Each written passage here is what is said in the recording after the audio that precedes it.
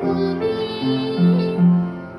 비전이 되고 예수님의 성품이 나의 인격이 되고 성령님의 권능이 나의 능력이 되길 원하고 바라고 우리 성경 봉독 시간입니다. 우리 영상으로 준비했는데요. 요한복음 4장 25절로 30절까지 말씀.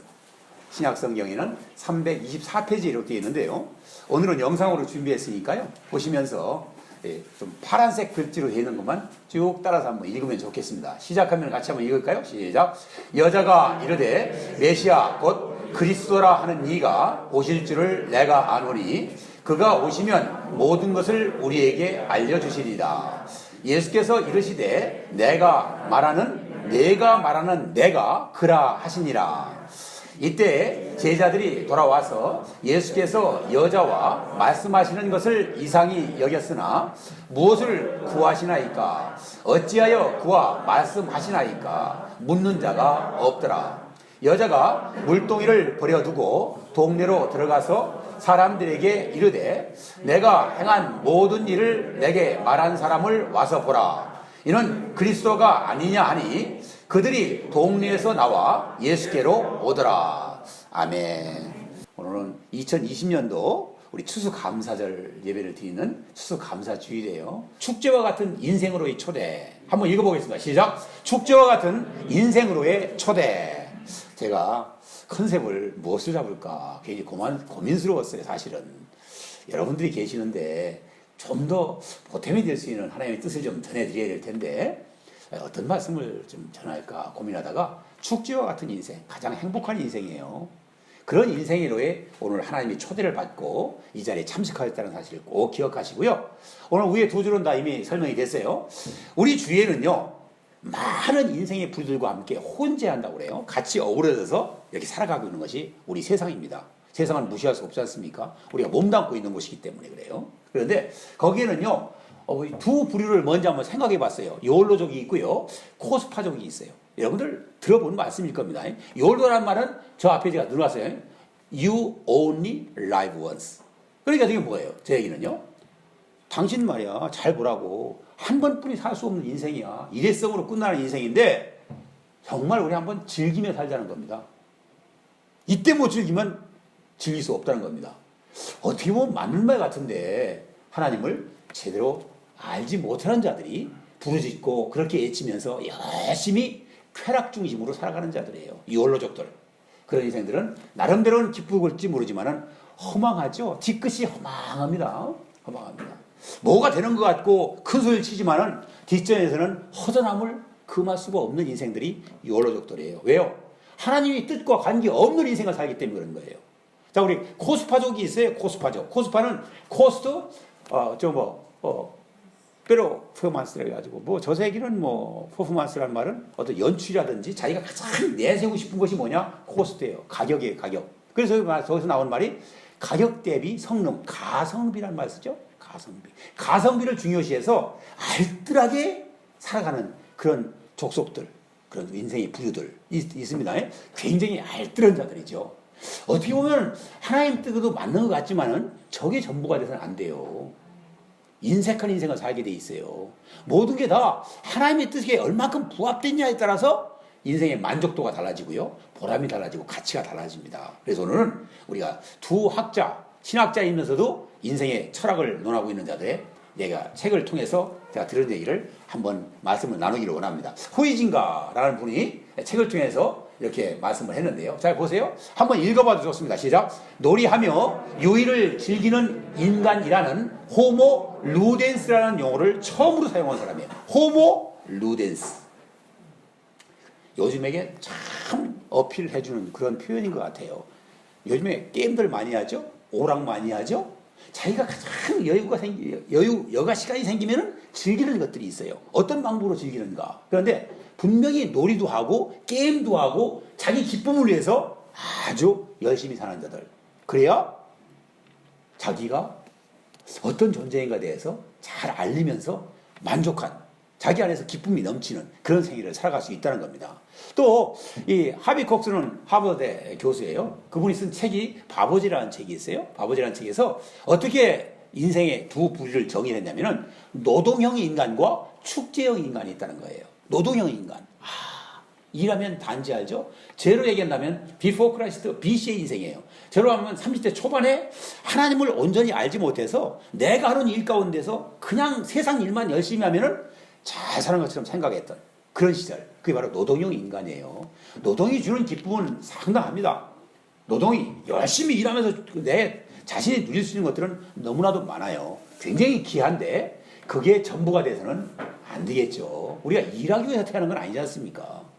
뭔가 좀 제대로 깨닫고 하나님이 무엇을 원하시는가, 우리 주인이라는 그분이신데 그분의 뜻이 뭐 어디에 있는가, 인생이 어떻게 살아가는 것이 옳게 사는 인생인가. 우리 지나온 날을 돌이켜보세요. 얼마나 빨리 지나갔습니까?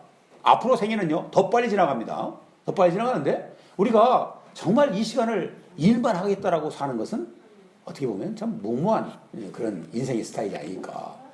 그 다음에가 축제형 인간이 나와요. 그게 호이진가의 호모 루덴스를 자기는 축제형 인간으로 푸는 거예요. 좀 즐기며 살자는 거예요. 복을 받고 돼요. 그 복이 진짜 감사하고 기쁜 건지를 모르는 자들이 많습니다. 인간의 맹점이 어디 있는지 아세요? 여러분도 아마 경험했을 거예요.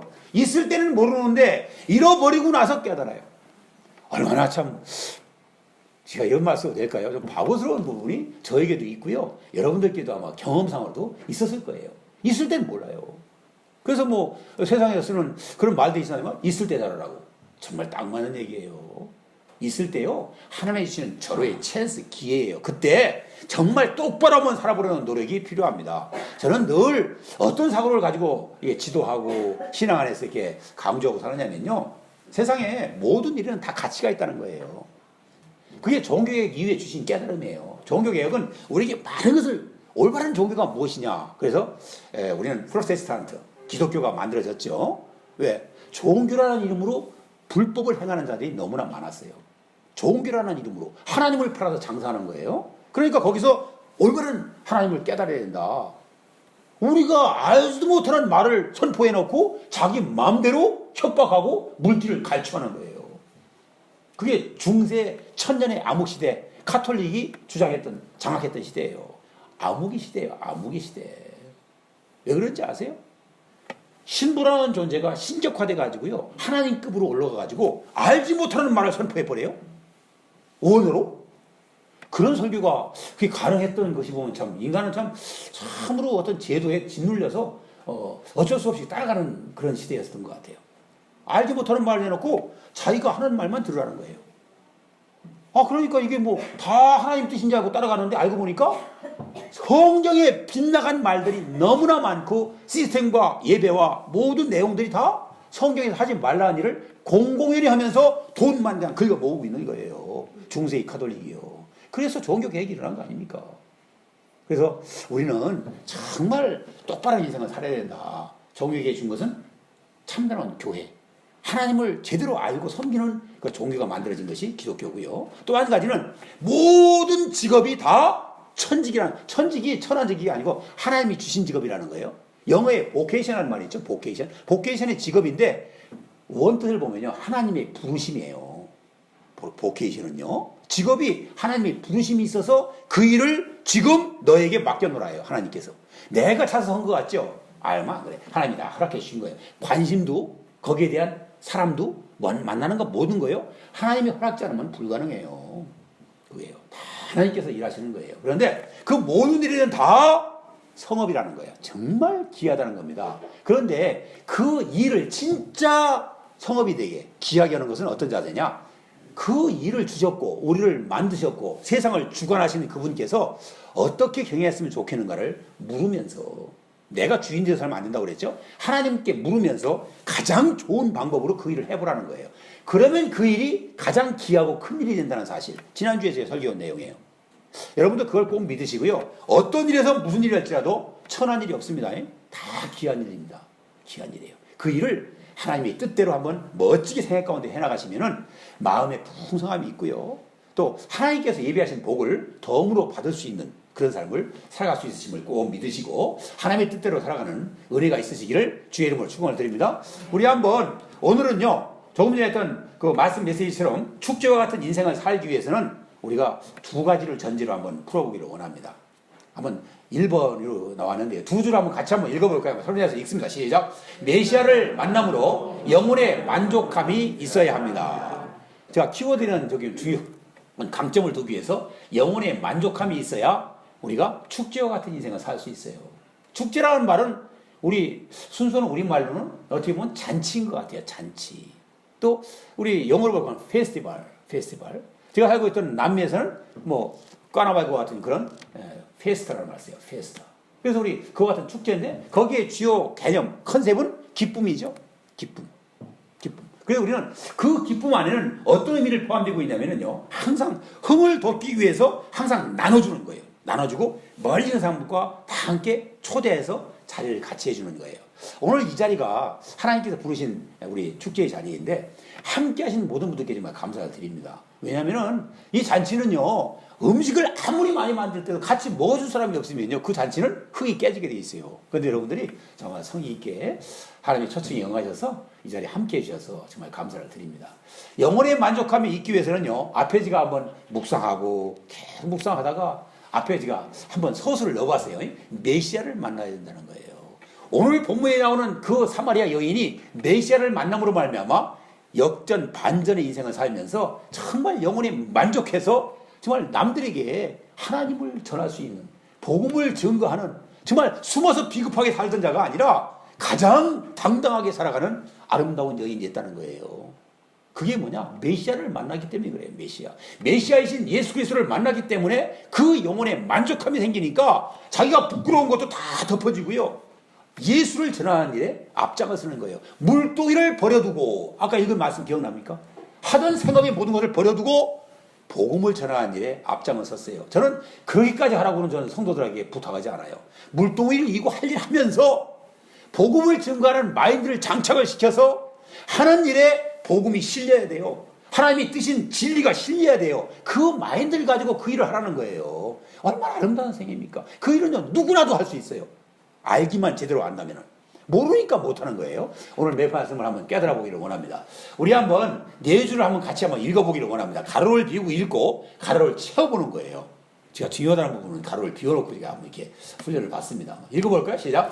하나님 나라는 큰 부자가 잔치를 배설한 것 같다. 예수님의 첫 번째 기적도 가나의 혼인 무엇에서 행하셨다. 아시는 분 알죠? 가나의 혼인 잔치에서 처음 공생의 첫 일을 시작하시면서 잔치집에서 일을 시작하세요. 거기서 기적을 일으키세요.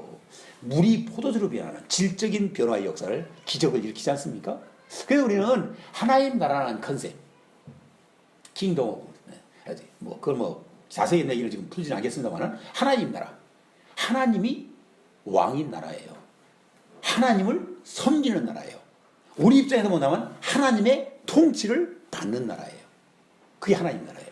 그런데 하나님 나라를 설명하면서 이 큰 부자가 큰 잔치를 베풀고 이렇게 많은 사람들을 부르는 것 같다. 그래서 오늘 이게 그런 자리에서 결국은 나중엔 뭘 하게 되느냐? 그 자리에 참석하게 되면은 그 자리 잔치를 배설하고 초대하신 분이 하나님이시다라는 사실을 깨닫게 만들어주는 거예요.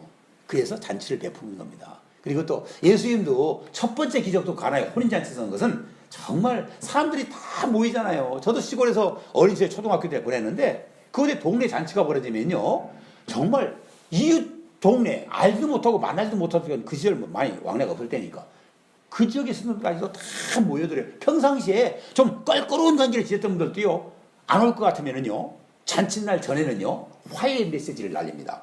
꼭 이번 기회에 오시라고. 오셔서 우리 새롭게 한번 출발하자고. 멋진 인생 한번 같이 살자고. 원하는 관계 풀고 정말 친구같이 한번 살아보자고. 그래서 이웃 동네까지 다 초청해서 한 자리에 모여서 즐거움을 나누는 것이 잔치입니다. 그 잔치에서 하나님 일하시는 모습을 보는데요.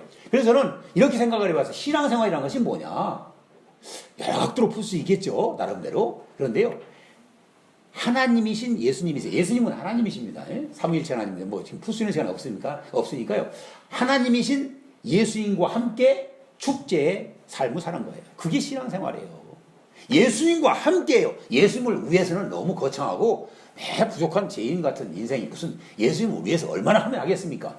예수님과 함께 있는 그대로 사실 그대로 우리는 그분과 함께 축제에 참여해서 기쁘고 즐거운 인생 사는 거예요. 그게 신앙생활이다. 여러분들 신앙생활에 한번 이렇게 초대를 해봅니다. 여러분들 한 번 왔다 지나가는 것도 귀한데요. 진리의 메시지를 한번 듣고 그렇게 살아보려는 노력, 아마 지나놓고 나면 그거보다 더 잘한 일은 없을 것이다 라는 생각을 하게 만들어 주십니다. 자, 오늘 잔치는 들어갔고요. 자, 사마리아 여인 본문의 우리 주연급의 우리 여배우입니다. 사마리아 여인. 슬픈 인생의 대명사와 같은, 전 묵상하다 저렇게 한번 써봤어요. 자, 한번 우리 세 줄 한번 읽어볼까요? 시작. 인간 관계가 싫고 대인 공포증이나 공황 장애로 정오에 물을 기르러 우물에 나오는 여인이에요. 이 정도면 느낌이 옵니까? 사람 만나는 게 싫은 거예요. 기피하고 싶은 거예요. 사람 만나면요, 정말 내가 너무나도 비참해 보이고 그들의 입에 오르내리는 게 싫어서 정말 만남 자체가 싫은 거예요. 만남 자체가. 저기 밑에 제가 한번 묵상하다 간단히 써놨어요. 전에 남편 5명을 이미 거쳤어요. 10번째 남자가 또 한 명이 있죠. 플러스 1. 또 한 명의 남편과 살고 있는데 그 남자도 내 남편이 아니더라는 거예요. 참 딱한 인생이죠. 제가 말씀 묵상하면서 이 여인은 정말 어떻게 부를까요? 악순환에 거듭된 인생을 살고 있구나. 악순환에 거듭. 악순환이 거듭됩니다. 무섭습니다. 그리고 선순환을 푸는 게 신앙인데 뒤에 또 한번 말씀 묵상했습니다. 그래서 이런 사마리아 여인이 메시아이신 예수 그리스도를 만나면서 아까 얘기했죠? 반전의 인생을 산다고요. 그게 바로 축제와 같은 인생의 삶을 살아가는 여인의 모델로 등장을 합니다. 그래서 우리는 이 여인에 대해서 예수님의 진단을 말씀 묵상하면서 깨달은 바를 제가 한번 써봤어요. 예수님은 이렇게 그 여인을 인생을 들여다보고 계신 겁니다. 한번 같이 한번 읽어보겠습니다. 가로를 비우고 한번 읽어볼까요? 시작. 예수님은 이 여자의 불행의 핵심 요인은 남편이나 만남의 이야기가 아니라 무엇의 문제임을 거론하며 직접 만나주십니다. 메시아라는 존재로 만나주십니다. 만나주시는데 무엇의 문제이냐? 아까 뭐예요? 아까 한번 거듭된 내 얘기 중에서 무엇에 만족함이 있어야 된다고요? 예, 영혼이에요. 영혼의 문제를 지적하는 겁니다.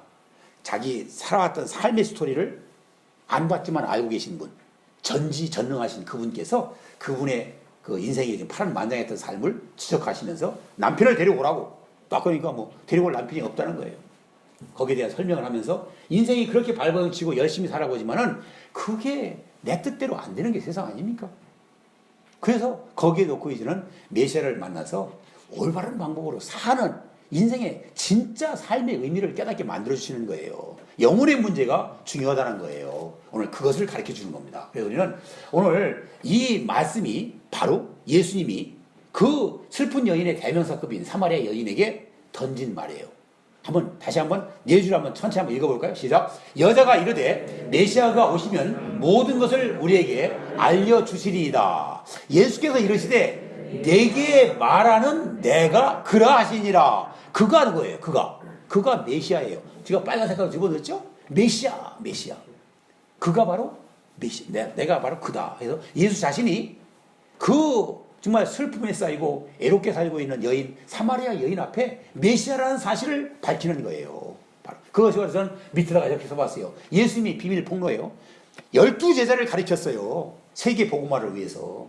12제자에게도요, 자기가 메시아라는 사실을 공견하게 풀지 않았습니다.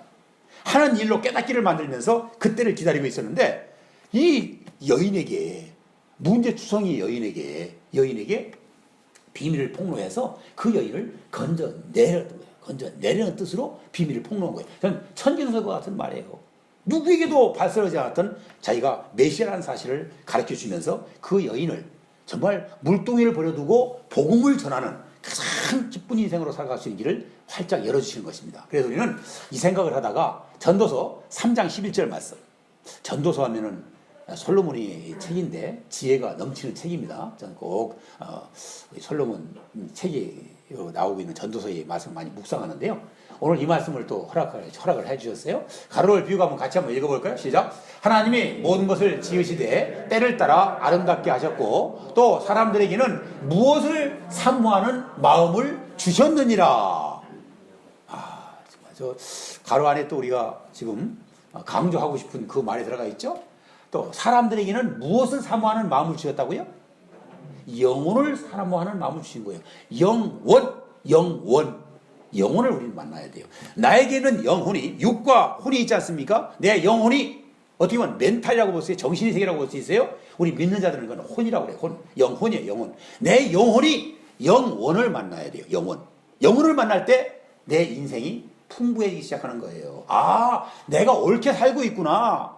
정말 단타적으로, 단시간적으로 잠깐만을 위해서 인기만편의 인생을 사는 것이 아니라 근본적인 문제가 해결된 인생을 살아간다는 거예요. 영혼을 만나야 돼요. 영혼을. 그래서 우리는 그 말씀을 풀어봤고요. 영혼의 만족함이라는 것이 무엇이냐. 제가 대질문을 한번 던져봅니다. 어떻게 하는 것이 영혼을 만족하게 하는 것이냐. 두 가지 질문으로 풀려요. 우리 영혼의 만족함이라는 것이 무엇이냐. 우리 안에 있는 영혼이 만족해지려면요. 첫 번째는요. 내가 어디서 왔냐는 거예요. 잘 생각해야 됩니다. 나라는 존재가 어디서 왔냐는 거예요. 그 질문에 답이 풀려야 돼요. 그게 안 풀리면요. 내가 누구인지 모르고 살아가게 돼 있어요. 인생에 3대 질문이 있어요. 인생이 어디서 와서 무엇 때문에 살며 어디로 가는지를 질문을 던지고 그게 답하는 인생을 살아가는 겁니다. 그게 바로 우리 영혼의 만족함을 주시는 예수님의 뜻 가운데서 풀어진 얘기예요. 물론 철학자들이 한 얘기지만 철학자들은요. 성경을 연구하고 다 그 위의 것이다가 자기 것을 만들어서 쓰고 있는 자들이에요. 영혼의 만족함은 내 출처, 나의 근원, 내가 어디서 온 존재냐는 거예요. 모든 것을 지으신 분이 하나님 아닙니까? 하나님이 모든 것을 지으시되 그 중에 하나가 나라는 사실이에요. 나는 하나님으로부터 시작된 존재라는 사실을 깨달아야 돼요. 육신의 몸으로서는 부모의 몸을 빌려서 이 땅에 생명을 보내주신 거죠. 그렇지만 근원적인 문제는 하나님이 천지를 지으셨고 인생을 지으셨고 그 생기를 코에 집어넣음으로 말미암아 혼이 있게 만들어서 그 창조주 하나님과 함께 사랑하며 교제하며 모든 것이 대화가 이루어질 수 있는 존재로 만들어진 유일한 존재. 말 그대로 정말 걸작품이라고 그래요. 마스터피스라고 그래요. 마스터피스. 그런 하나님의 사랑의 대상, 유일한 사랑의 대상이에요. 그런 존재로 만들어주셨어요. 그래서 우리는 영혼의 만족함이라는 것은 내가 어디서 왔는가, 나의 근원이 무엇인가를 분명히 깨달고 그것을 알아야만이 그 처음이라는 것, 내가 나온 것이라는 것, 나를 만드시고 지으신 분이라는 것, 그것은 뭐냐? 나의 주인이라는 고백이에요. 나의 주인. 잘 보세요. 내가 만들면요, 주인이 내가 됩니다. 내가 돈 주고 사면 그 물건의 주인이 내가 될 수 있어요. 그런데 지으신 분이다, 창조주다, 만드신 분이다, 그러면요, 그분이 바로 나의 주인이라는 고백이에요. 그래서 주인님을 줄여서 우리는 주님이다 라고 불러요. 주인님이에요. 나의 주인님을 부르는 거예요, 항상. 그래서 우리는 만족함, 정말 영혼이 정말 만족해지는 순간은 나의 주인이 하나님이심을 깨달을 때 시작돼야 된다. 두 번째는요, 뭔지 아세요? 어디로 가고 있냐는 거예요, 지금. 그럼 그게 뭐냐? 우리 인생의 끝이 어디냐는 거예요. 죽으면 끝난다? 아니에요. 성경은 그렇게 얘기하지 않아요. 인생들은요, 하나님을 모르면은 죽을 때까지 아까 얘기했죠? 마음대로 좀, 루덴스라고요. 호벌, 루덴스라고. 정말 살 때, 움직일 수 있을 때, 힘 있을 때, 마음껏 좀 놀고 지내자고 그러는데, 죽으면 끝난다고요? 끝나는 게 아니에요. 성경은 분명히 우리의 마지막을 얘기합니다. 인생이 한 번 죽는 것은 정해진 이치예요. 정해진 이치이기 때문에 누구나 다 죽게 돼 있어요. 죽은 이후에는 심판이 있고 심판 끝에는 지옥입니까? 아니면 천국입니까? 분명히 두 군데 한 군데를 가야 돼요. 거기는요, 영생하는 것이에요. 영벌하는 것이에요. 영원히 죽을 수가 없는 게 영원입니다. 우리는요. 그거를 깨닫고 우리 생에 잠깐 안개처럼 쨍 햇빛 쬐면 순간에 사라져버리는 안개 같은 인생이 우리 인간인데 이 땅 가운데 살아가면서 가장 귀한 게 뭐예요? 영혼을 준비해야 됩니다. 영혼을. 내 영혼을 주신 하나님 앞에 영혼을 만나고 영혼을 준비해서 지옥에서의 영벌의 인생을 살 것이 아니라 천국에서의 영원한 정말 복락을 누릴 수 있는 삶을 살아가를 준비할 수 있는 그 영혼, 그것이 바로 영혼의 만족함이라고 푸는 거예요. 그것이 풀려돼서 하나님께로 와서 하나님으로 말미암아 살고 하나님께로 가는 것이 우리 인생이에요. 그걸 분명히 우리는 입장을 정리할 수 있을 때 우리는 말씀 주신 대로 우리가 만족한 인생을 누리면서 우리 축제와 같은 인생의 삶을 살아갈 수가 있다. 우리 로마서 11장 36절은 하나님이 절대 주권을 풀고 있는 가장 중요한 메시지예요. 우리 신학교에서 아주 요절 중에 요절로 배웠던 공부인데요. 한자가 들어가요. 세 군데가 가로가 있는데 한자. 같이 한번 읽어보겠습니다. 시작. 만물이 누구에게서 나오고 누로 말미암고 누구에게 돌아감이라. 그에게 영광이 세세에 있을지어다. 누구를 넣으면 돼요? 한자. 주요. 주인님을 줄여서 주님이 되고요. 주님을 줄여서 주가 되는 겁니다. 나의 마스터, 나의 주인이에요. 만물이 주에게서 나왔다니까요. 그분이 지으셨다고 그랬죠? 창조주 하나님뿐이 더 계십니까? 그분이 만드신 거예요. 그에게서 나온 거예요. 나를 비롯한 내 주위에는 모든 보이는 가시의 세계가, 피조의 세계가 다 하나님으로부터 만들어진 거예요. 믿으셔야 됩니다. 그 다음에 그리고 또 주로 말미암고는 과정이에요. 우리가 살고 있는 과정 아닙니까? 과정을 다 하나님의 섭리 가운데서 진행시키고 계신 겁니다. 그걸 우리가 깨달아야 돼요. 보이지 않는 손길, 인비지블 핸드라는 말을 많이 쓰는데 우리 신앙이 깊어지기 시작하면요, 하나님이 일하시는 모습이 보여요. 그게 바로 주로 말미암고를 깨닫는 순간입니다. 우리 대자연 속에 살아가면서 광주 정말 아름다운 곳이에요. 가까운 데 바다도 있고 아름다운 산이 있고요. 세계가 자랑하는 무등산도 있고요. 그런데 다 모든 것이 그 아름답게 돌리는 자연의 세계도 하나님이 보이지 않는 손길로 말미암아 지금 하나님께서 하고 계시기 때문에 나타나는 거예요. 그게 주로 말미암고의 세계를 우리는 입장 정리가 잘 돼야 돼요. 내가 내 마음대로 사는 것 같지만 그렇게 되지 않습니다.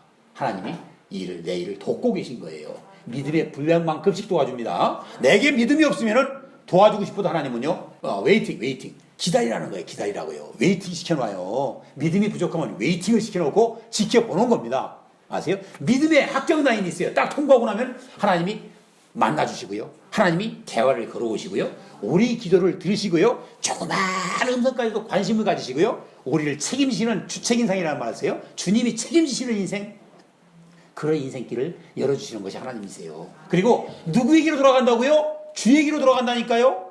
우리 죽으면 끝나는 거 아닙니다. 주님께 돌아갈 때 주님 앞에 드릴 열매가 있어야 할 거 아닙니까? 그래서 추수감사절 예배를 드리는 거예요. 하나님이 도우셔서 이런 열매를 맺고 살았습니다. 주신 것 모든 감사합니다. 많은 것 주셨지만 그 중에 작은 것 하나 골라서 하나님께 그 마음을 담아 드립니다.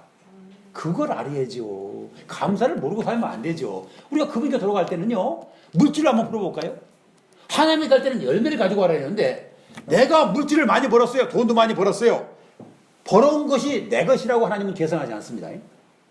하나님이 너에게 맡겨준 것이라고 얘기하죠. 내가 떼려면 어떡한지 아세요? 멋지게 세상을 위해서, 영혼 구원을 위해서, 선한 일을 위해서 한번 써보라는 거예요. 물질을 쓸 줄 아는 것, 쓴 것만이 내 것이라는 거예요. 하나님의 셈법은 달라요. 그래서요, 존경받는 분들의 삶을 가만히 보세요. 베풀 줄 알고요, 섬길 줄 알고요, 쓸 줄 알고요. 구주제처럼 말입니다. 많이 가지면 뭐예요? 부담스럽게 생각할 줄 알아야 돼요. 왜 이 물질을 나에게 맡겨주셨을까? 이 물질을 어떻게 써야 될 것인가? 고민해야 됩니다. 고민하지 않으면 하나님부터 책망받는 일에, 죄를 양산하는 일에 쓰여질 수 있는 물질이 될 수 있다는 것, 하나님은 다 지켜보고 계십니다. 자, 우리 한번 밑에요, 제가 말씀을 묵상했던 내용을 한번 넣어봤어요. 성경의 정의는 단순하고 명확합니다. 어떻게 해요? 하나님이 천지를 창조하셨느니라. 창조를 선언합니다. 진화론? 여러분들 진화론 믿으세요? 원숭이에게서 사람이 됐다는 걸 믿으세요? 하나님 믿기 싫은 사람들이 만들어 놓고 교과서에 애들 가르치고 있어요. 그게 세상이에요. 하나님이 천지를 만드셨습니다. 꼭 믿으시기 바랍니다. 그랬는데 창세기가 50장까지 있고 책이 끝나는 우리 신약성경의 끝에 묵시록, 요한계시록까지 66권의 책이 있는데요. 창세기 2장이 끝나면서 창조가 끝나고요. 3장부터 타락으로 들어가 버려요. 타락으로. 그 타락이 왜 그래요? 죄를 지음으로 말미암아 인생이 타락해서 영혼이 죽기 시작해요. 하나님과 반대편에 서기 시작해요. 하나님을 대적합니다. 그러면서 죄를 지은 죄의 내용이 뭐냐? 우리도 지금도 짓고 있는 거예요. 내가 하나님이 되려는 거예요. 내가 하나님이 되려고 그래요. 가장 중요한 게 뭐죠? 남을 자꾸 심판해요. 남을 정죄해요. 하나님이 하시겠다는데 네가 너 일만 잘하라고 그러는데 자꾸 내가 누군가를 정죄하려고 그래요. 그게 죄 짓는 거예요. 그게. 그래서 하나님으로부터 멀어졌어요. 하나님 위치를 넘보니까. 그러므로 말미암아 죄로 말미암아 죽음이 따라와요. 죽음이. 성경의 정의예요. 죽음은 끝나는 게 아니라고 그랬죠? 지옥과 천국이 있다는 사실. 성경은요, 계속해서 그 말씀을 가르쳐 주는 거예요. 이것 똑바로 알고 단순하고 명확한 진리를 받아들이고 우리가 살아가는 이 순간 하나님이 인정하는 인생, 하나님이 뜻과 부합하는 그런 삶을 살아가라는 거예요. 그게 바로 가장 축제와 같은 행복한 인생을 살아가는 길이다. 지내놓고 나서요, 정말 내가 잘 살았구나. 유언을 남기는데 자식들 앞에서 너희들은 나같이 살지 말라고 그런 얘기 해서는 안 되잖아요. 살 때 좀 조금이라도 최선을 다해서 살고 이런 부분만큼은 나도 힘써 살았는데 너희들 좀 이렇게 좀 살아다오. 이런 멘트를 알릴 수 있어야 되지 않겠습니까? 우리는 많이 부족해요. 뭐 누구나 다 부족해요. 그렇지만 우리 그렇게 힘쓰는 삶을 사는 것이 성도의 삶이 아닐까 생각을 해봅니다. 우리 한번 저 두 줄 한번 읽어볼까요? 두 줄 시작. 예배는 찬양과 사랑과 함께 천국을 미리 맛보는 것입니다. 프리 테이스트라는 말을 썼는데 미리 맛보는 게 예배예요. 천국을 맛보는 세 요소가 있습니다. 세 요소. 그것이 뭐냐면 예배. 오늘 예배 드리지 않습니까? 이게 천국을 맛보고 있는 거예요. 하나님의 나라 천국, 하나님의 몸된 교회, 이 교회에서 천국을 맛보게 해주는 것이 교회라는 사실. 그 다음에 그 안에서 예배 가운데 진행되고 있는 찬양 드리는 것이 천국을 맛보는 순간이고요. 찬양 예배가 계속 되어지는 거예요. 천국에서는요. 설교가 없습니다. 왜요? 그분과 함께 사는데 무슨 설교가 필요해요. 그분과 함께 사는데.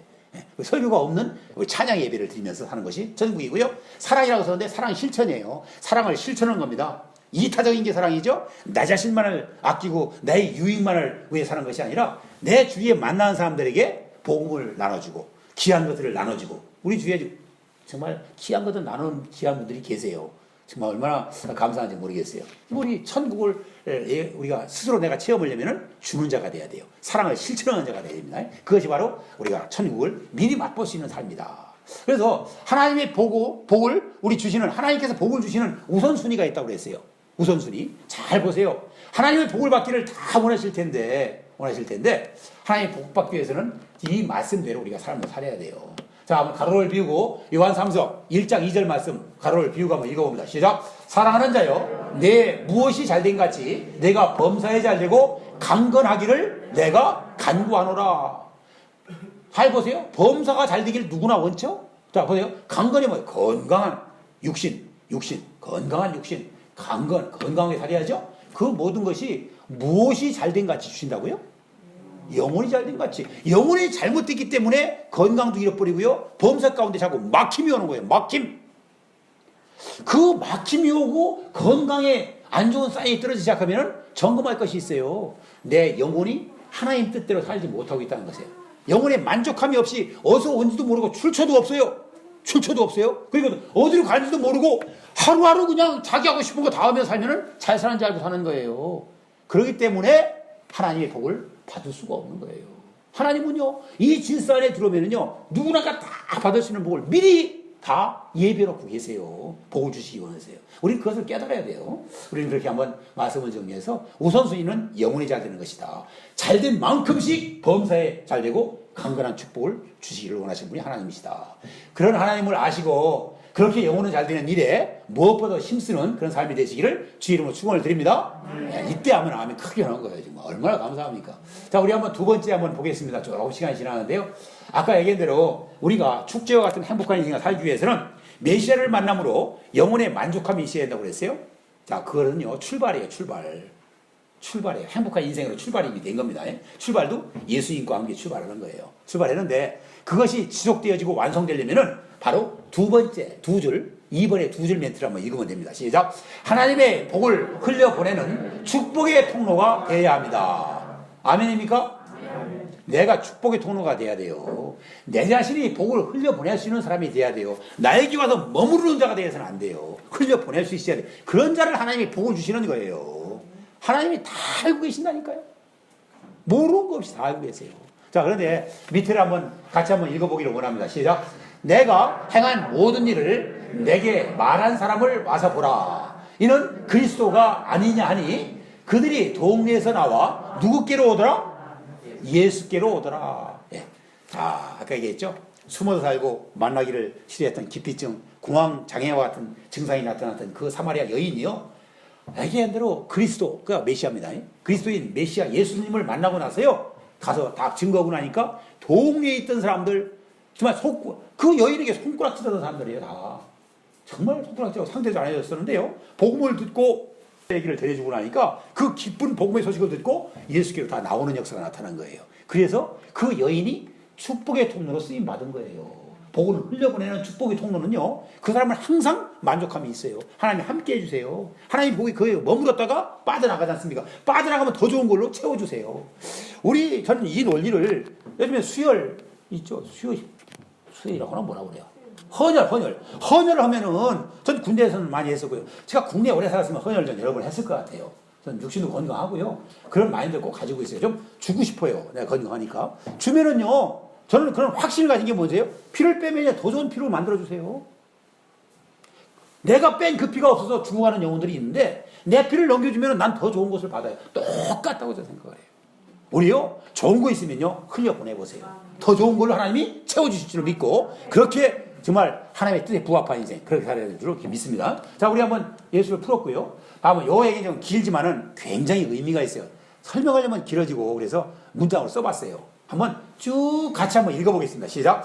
여자가 물동이를 버려두고 동네로 들어가서 사람들에게 메시아의 기쁜 소식을 전합니다. 기쁜 소식을 자신만 간주하고 있었다면 그건 반쪽 축제입니다. 복을 흘려보내는 축복의 통로가 될 때 이것이 축복의 진행이요 완성이 됩니다. 느낌이 옵니까? 아멘이죠? 네.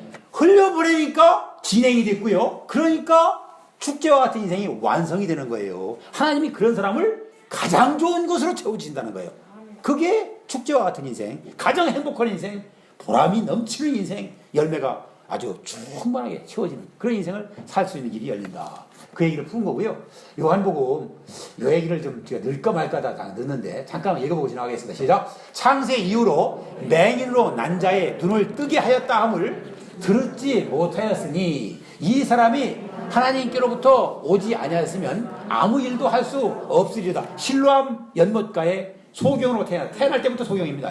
태어났던 그 맹인, 그 소경을 예수님이 고쳐주셨어요. 그랬더니 그 맹인이 딱 눈 뜬 소경이죠, 이제. 소경에 딱 눈을 뜬 사람인데 그 사람이 이렇게 고백합니다. 그러면서 보세요. 맹인으로 난 자의 눈을 뜨게 했다는 거예요. 바로 이 예수라는 그분이. 그러니까요. 그게 무슨 얘기냐? 예수님은 메시아이십니다. 라는 고백이에요. 그래서 메시아라는 상징, 메시아라는 사인이 그 당시에 그 동시대에 살고 있던 모든 사람들이 알고 있던 두 가지의 사인이 있어요. 이렇게만 한다면 그것은 이분은 메시아이실 것이다. 그분이 오면 모든 문제가 다 해결되는 거예요. 인생의 근본적인 문제가 다 해결되는 거예요. 그런데 그 메시아인데 메시아의 상징은 첫 번째는요. 저 위에 있어요. 소경을 고치는 자. 소경이 눈 뜬 자가 없었어요. 한 번도 눈 뜨게 할 수 있는 자가 없었어요. 그 당시에 팔레스타인 지역에 그 많은 사람들이 박수무당이라는 말을 씁니다. 박수무당들. 그러니까 작은 그 능력을 가지고 많은 일들을 하는 것처럼 이렇게 과장하고 했던 자들이 있었는데요. 그 중에 잡다한 허다한 일도 많이 했지만은 태어날 때부터 소경이었던 사람을 고친 자는 한 명도 없었어요. 맹이었던 사람을 고치는 사람은 메시아로 인정해 줬던 거예요. 그래서요. 또 한 가지는 뭐예요? 죽은 자를 살려내는 거예요. 예수님 외에는 살려낸 자가 없었어요. 그래서 예수님만이 이 땅 가운데서 메시아로 오신 분이다. 그분이 바로 하나님이시다. 기름 부음 받은 자이고 우리를 천국으로 인도할 수 있는 유일한 한 분이시다. 그래서 그분이 뭐라고요? 내가 길이요 진리요 생명이라고요. 나를 따라오고 내 말씀을 지키는 자들만이 영원히 살 수 있는 천국으로 인도할 수 있는 유일한 한 분이시다. 그 말씀을 하시는 거예요. 그래서 우리는 메시아라는 사실을 분명히 깨닫게 만들어주는 말씀이었어요. 자, 그런데 은밀히 믿었던 사람을 두 사람을 묵상해 봅니다. 요 컷과 다음 컷을 읽으면요. 두 사람이 나와요. 두 사람. 그런 사람이 지금 이 자리에 계실 수 있어요. 은밀히 믿는 사람들. 은밀히 믿는 사람들. 그 사람들이 이제 커밍아웃을 해야 돼요. 그래야 축복의 통로가 되는 거예요. 숨어 살면요. 아무것도 않겠다는 얘기예요. 가장 좋은 것 가지고 있고 깊은 소식이 가지고 있고 신앙생활에서 자기의 마음의 평강을 누리면서 여호와 샬롬이라고 그래요. 정말 기쁜 인생 사는데 자기 혼자만 즐기고 있는 거예요. 그게 조금 반쪽의 축제 같은 인생이라고요. 그건 정말 시작을 했는데 과정도 발전도 성장도 없이 완성에는 더더욱이나 아주 요원하게 먼 인생을 살고 있는 것이라고요. 자, 두 사람이 나오는데요. 같이 한번 두 장면을 같이 한번 읽어봅니다. 시작. 아리마대 사람 요셉은 예수의 제자이나 유대인이 두려워 그것을 숨기더니 2일 후에 빌라도에게 예수의 시체를 가져가기를 구하매 빌라도가 허락하는지라 이에 가서 예수의 시체를 가져가니라. 일찍이 예수께 밤에 찾아왔던 니고데모도 몰약과 침향을 섞은 것을 100리트라쯤 가지고 온지라. 두 사람 나왔죠 지금요? 누구입니까? 아리마대 여섯과 니고데모죠. 그래서 이 사람들은요 현실적인 이익이 감소될까봐, 내가 예수를 믿는다고 한다면은 어떤 피해를 볼까봐 숨기는 거예요. 믿음을 숨기는 거예요. 저는 그래서 예수를 믿으면서도 참 안타까운 그런 믿음의 현실이에요. 그렇기 때문에 그 사람들은 절대 축복의 통로로 쓸 수가 없는 자들이에요. 자기는 지혜롭게 멋지게 산다고 생각하겠죠. 믿음도 좋은 척하고 세상에서 모든 걸 다 누리면서 손해도 안 볼 것 같다는 아주 가장 지혜로운 것처럼 산다고 하겠지만, 하나님의 말씀이 그 사람은 축복의 통로의 대상에서 지혜시켜 놓습니다. 지혜시켜 놉니다. 그렇기 때문에 때가 돼서 예수님이 죽고 나서 정말 그 마지막 순간에 이때를 놓치면 영원히 죄인된 모습을 정말 미워할 수가 없는 생각이 들 것 같으니까 아리마대 여섯과 함께 니고데모는 커밍아웃을 한 거예요. 커밍아웃. 내가 예수를 믿는다라고, 내 손해볼 걸 각오하더라도 그의 뒤처리를 나에게 맡겨달라고요. 그래서 커밍아웃을 했기 때문에 축복의 통로로 쓰임받았던 두 인물이에요.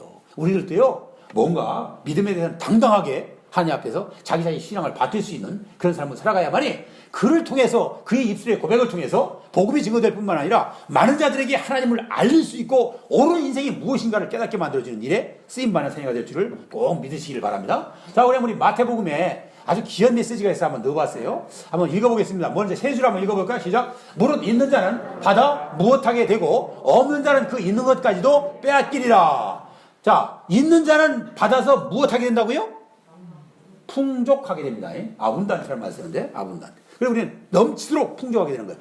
있는 자에게 더 주시는 거예요. 그래서 전 밑에요, 성경에는 빈익빈 부익부가 있다라는 말을 쓴 거예요. 영적으로도요, 빈익빈 있고 부익부가 있어요. 감사할 줄도 모르고 쓸 줄도 모르고 있는데도 없는 것처럼 살면요, 있는 것조차도 뺏어가시는 분이 하나님이세요. 그렇게 일을 하세요, 하나님께서는요. 그런데 감사할 줄 알고요, 섬길 줄 알고 베풀 줄 알고요, 선한 일에 쓸 줄 알면은요 더 있는 것으로 채워주시는 거예요. 풍족하게 채워주시는 거예요. 그래서 성경에 나오는 저 빈익부 부익부는 경제 원리인 것 같은데, 성경 학자들은 그걸 뭐라고 푸느냐, 선순환과 악순환으로 푸는 거예요. 선순환과 악순환. 그래서 우리 사탄이 하는 일을 한번 제가 악순환 한번 살펴봤습니다. 한번 읽어볼까요? 시작. 사탄은 무슨 순환의 인생을 만들어 꼼짝도 못하게 합니다. 사탄은 무슨 순환을 만들까요? 선순환과 악순환 중에서? 악순환이죠. 악순환의 인생을 살게 만드는 게 사탄이에요. 사탄의 유혹에 넘어가기 시작하면은 달콤한 미끼로서 유혹을 하지만은 그 유혹에 넘어가면은 인생의 악순환이 반복되어지는 거예요. 헤어나지를 못하는 인생 살게 하는 거예요. 그게 왜 그래요? 영혼이 잘못되어 있기 때문에. 세 줄, 네 줄 한번 읽어보겠습니다. 시작. 사탄의 유혹에 넘어가서 악순환이 넘어가서 악순환이 한번 돌기 시작합니다. 악순환이 한 바퀴 돌면 개인이 망가지고 두 바퀴 돌면 공동체가 망가집니다. 바로 이 얘기를 하는 거예요. 잘못된 논리로 살고 잘못된 나라의 사회와 함께 국가를 경영하기 시작하면은 그게 사탄의 유혹에 넘어간 거예요. 악순환이 한 바퀴 돌면은 그 개인이 망가져요. 회생불능이에요, 회생불능. 아세요? 그런데 두 바퀴 돌아요? 그때는요, 공동체, 그가 속한 공동체가 다 망해요. 망조가 들어버리는 거예요. 못 사는 그런 구조로 봐서 딱 자리매김이 되는 거예요.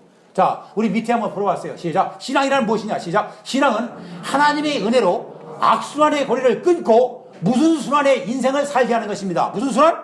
선순환의 인생을 살게 하는 거예요. 진리대로 살아보세요. 진리가 너희를 자유케 하리라. 멋진 인생 살 수 있는 길을 열어주시는 거예요. 그게 신앙이에요. 신앙 안에서 하나님의 뜻을 배워야 됩니다. 하나님의 진리를 배워야 됩니다. 메시아를 만나고 그분이 뜻을 전달하는 축복의 통로로 우리가 살아야 되는 겁니다. 그래야 인생을 똑바로 사는 거예요. 자, 한번 선순환이 되기 위한 조건을 한번 밑에 한번 읽어보겠습니다. 시작. 열매를 맺지 아니하는 가지는 아버지께서 그것을 제거해 버리시고, 무릇 열매를 맺는 가지는 더 열매를 맺게 하기 위하여 그것을 깨끗하게 하시느니라. 선순환 인생을 살아야 될 텐데, 신앙이 아주 굉장히 중요한 지침인데, 선순환 인생을 살려면 조건이 딱 있어요. 이 말씀과 그 앞에 말씀에 요한복음 15장에서 항상 그 가지, 열매, 나무 얘기를 계속 예화를 드는데, 거기에서 볼 것 같으면요, 두 가지예요. 딱 첫 번째는요, 우리는 가지로 불렀어요. 그러면 나무에 붙어 있어야 돼요. 나무에 붙지 있지 않으면 절대 우리는 선순환 인생을 살 수가 없어요. 나무에 붙어 있는다. 그게 주 안에 있는 거예요. 주 안에 있는 게 뭐냐? 주님의 몸된 교회 가운데 예배하는 자로 사는 거예요. 그게 바로 선순환을 살 수 있는, 하나님의 뜻대로 삶을 살아갈 수 있는 첫 번째 조건이에요. 필수 조건이에요. 필수 조건. 그게 떨어지고 나면요, 항상 하나님 밖에 있는 인생이에요.